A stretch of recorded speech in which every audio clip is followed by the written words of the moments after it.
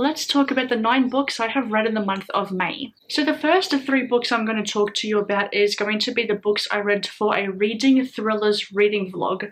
And so the first one is Everyone in My Family Has Killed Someone by Benjamin Stevenson. It's Agatha Christie meets Knives Out. I was dreading the Cunningham family reunion even before the first murder. Before the storm stranded us at the mountain resort, snow and bodies piling up. The thing is, us Cunninghams don't really get along. We've only got one thing in common. We've all killed someone. My brother, my stepsister, my wife, my father, my mother, my former sister-in-law, my uncle, my stepfather, my aunt, me. This was such a good book. It is the first one in a series, I believe. The second one comes out in October, and I'm anticipating that one so much. The Agatha Christie and Knives Out vibes could not be more true. I have not read an Agatha Christie book before, but just from what I've heard other people say about her books and her writing, it just seems like it does fit the bill. It does seem like it does have those vibes. In my opinion, I thought this book was very well written, and I really enjoyed where the story was heading. There were twists and turns that I didn't really see coming, but the plot twist at the end, like the big reveal to show us, the readers, who was doing the murders, right? Who was doing the murdering. It wasn't exactly like, oh my gosh, wow, oh my god, I can't believe it. It just felt fine to me, the plot twist. It was just like, oh, okay, I felt a little bit indifferent about it. I did give this one 4 stars, and I really did enjoy it. The second book I read for that reading vlog is The Plot by Jean Humph Korelitz. It is another 4-star read. And this book is about an author turned creative writing teacher named Jake, I believe his name is. And Jake was a promising young debut author.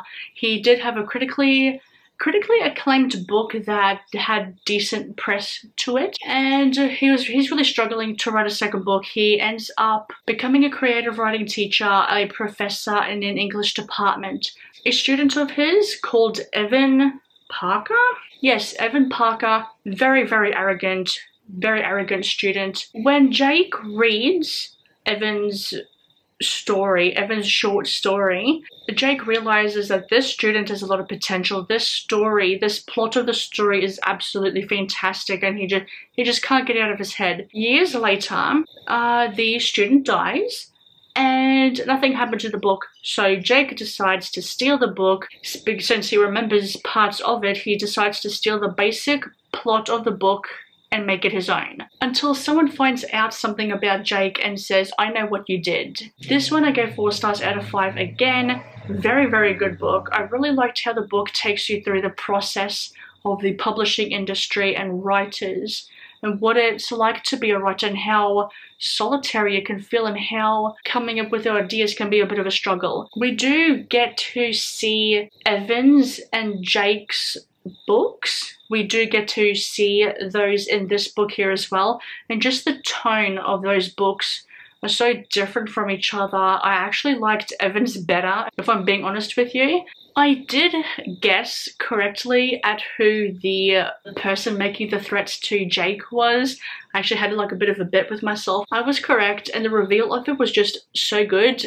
It was just like this slow realization, this slow realization that, oh my gosh, it's you. You're the one making threats against me. The ending went in a bit of a different way than I was expecting. I was hoping for it to go one way, but it went in like a completely different way. But I liked it. I liked the ending. And the last book for that reading vlog is Blood Sugar by Sasha Rothchild. So this one follows our main character, Ruby. She has murdered 3 people but has been accused of 4, and the 4th accusation against her could put her in jail. Oh my god, another 4-star read. I really enjoyed all of the books I read in that reading vlog. Trigger warnings for attempted rape, sexual assault, family and domestic violence, and also drug use as well.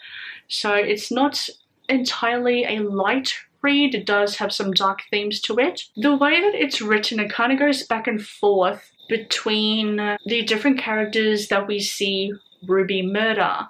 And so we get to see her come into contact with them, kind of have some sort of a, I don't want to say relationship, but we do get to see how she kills them. I really freaking enjoyed this book. There is one thing I've noticed that I really enjoyed about this book, and it's making me realize that it's something that I also like in thrillers, and that's when people's accusations have negative impacts on someone's life, whether that person is actually the person doing the crime or not.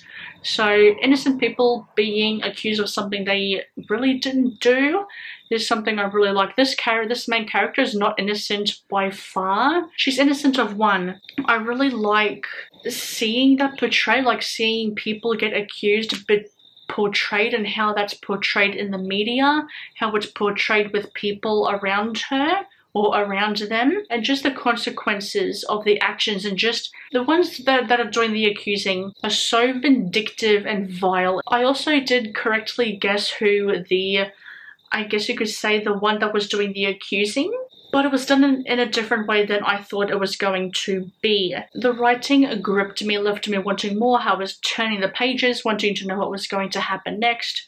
Really good book. Can't wait to see what else this author writes.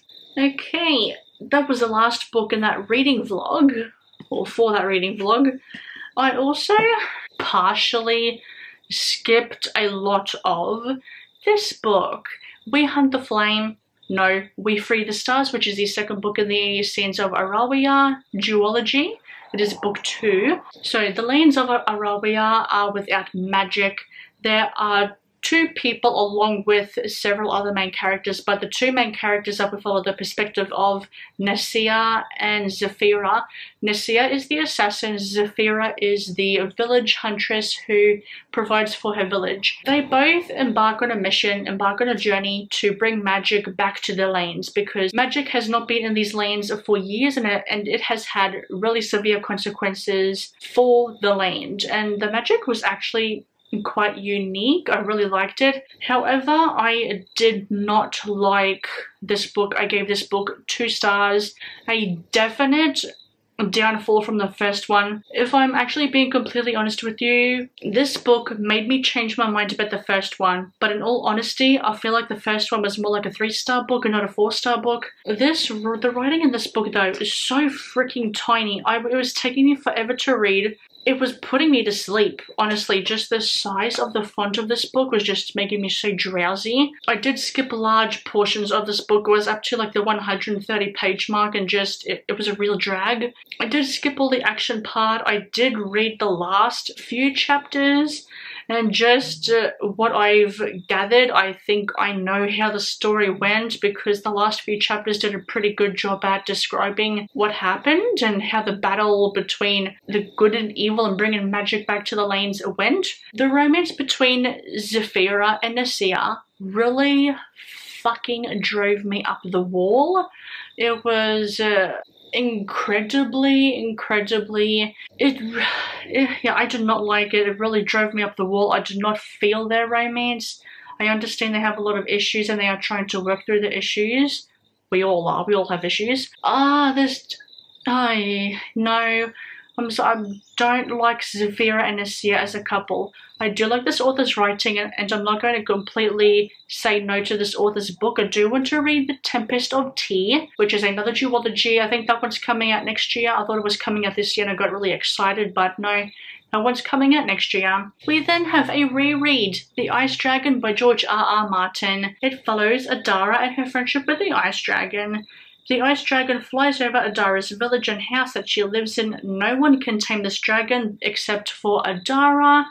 Being a winter child and born into the worst freeze that anyone can remember, Adara is able to tame the Ice Dragon, like I just said. 4 stars out of 5, like I said, it is a reread. I really enjoyed it. It has a very fairy tale-esque feel to it and vibe going for it. We follow Adara and her life as a young child, and her companionship, I guess you could say, with the Ice Dragon. We do get to see how she's portrayed being a winter child, a child born in the worst freeze that this village has ever known. We do get to see her, I guess you could say, some of the issues and some of the worries that the people in the village have for her, especially her father. Not only is there a war raging around them, there's still lots of issues. There's just issues going on everywhere. It does feel very realistic, especially with big events. Like, life doesn't stop for you. You're still going to worry about your family. It's just there's more to worry about now. Illustrations in this novella are amazing. Can we just give a round of applause for fantasy artists, because it's just, I hope you could see that, because it truly is amazing what they can do. It's just a phenomenal work. And I have heard that this book is a kind of like a prequel of sorts. It is set years and years back before the main series, the A Song of Ice and Fire series. Really sad ending this one has. It's a little heartbreaking, a little gut-wrenching. I then read 4 volumes of Attack on Titan. I read volumes 18 through to 21. I'm pretty sure you've all heard me yammer on about this, but I'm gonna say it again. What is left of humanity is trapped behind 3 walled cities as humanoid titans threaten to destroy the remainder of humanity. It is with a recent titan attack that humanity has decided to fight back. I gave volumes 18 and 19 4 stars, and volumes 20 and 21 5 stars. I'm still really loving this world. I'm still really enjoying the characters, loving the writing and loving the plot, and the action is just so good. I've started watching the anime as well, but I'm going to put a halt on the anime just for now, just until I finish off the manga, then I'll binge watch the anime. Volume 21, which I read last night, and I also read volume 20 last night as well, but volume 21, my favorite. I'm calling it now. That is my absolute favorite volume. We finally got to the basement. I have answers, at least some answers now, and just, I feel like it's going to get better now. I feel like the stakes are going to be so much more higher. Like, what's going to happen now that they know why the Titans are around? And it's just, I was sitting reading the last few pages, or the last few pages of that volume 21. I was sitting there for like a good 10 minutes, just letting that information sink into my brain so I could understand it, because after 20 volumes, getting this kind of information was just like a mind poof kind of thing. And it is just fantastic. It's definitely fantasy. So I'm loving this show. I'm loving it. I'm an Attack on Titan girly, what can I say? That is all. Thank you very much. Let me know what books you read in the month of May, and have you read any of the books that I have read? Do you think any books you have read will be good for me? Please let me know. I'll see you in the next video, and goodbye.